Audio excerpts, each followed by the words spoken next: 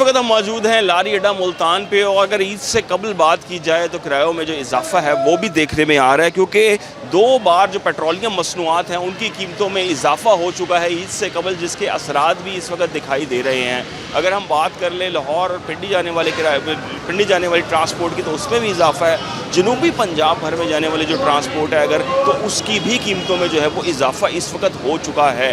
شہری موجود ہیں، ان سے ہم بات کرتے ہیں۔ جی، عید سے قبل پیٹرولیم مصنوعات کی قیمتوں میں اضافہ، کرایوں میں اضافہ، کیا کہنا ہے؟ ہم تو یہی کہنا چاہیں گے سرکار، یعنی کہ آئے مسافروں کو ٹینشن ہوتی ہے، کیونکہ دور دراز سے آتے علاقوں سے آتے ہو تو وہاں جانے کے لیے ان کو بہت مشکلات کا سامنا کرنا پڑتا ہے۔ تو حکومت وقت سے بھی اور ٹرانسپورٹ والے سے کہنا چاہیے کہ عوام کے لیے کچھ نہ کچھ بہتر کریں۔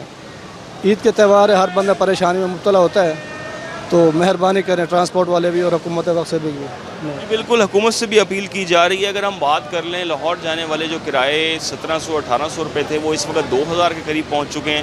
پنڈی جانے والی ٹرانسپورٹ کی بات کر لیں تو اس میں بھی 150 سے 200 روپے کا فی ٹکٹ کا اضافہ دیکھنے میں آیا، اور اگر لوکل بات کر لیں جنوبی پنجاب بھر میں چلنے والی ٹرانسپورٹ کی بات کر لیں تو اس پہ بھی 60 روپے سے لے کے 100 روپے فی ٹکٹ کا جو کرایہ ہے اس میں اضافہ کر دیا گیا ہے، جس کی وجہ سے شہریوں کو پریشانی کا سامنا کرنا پڑ رہا ہے۔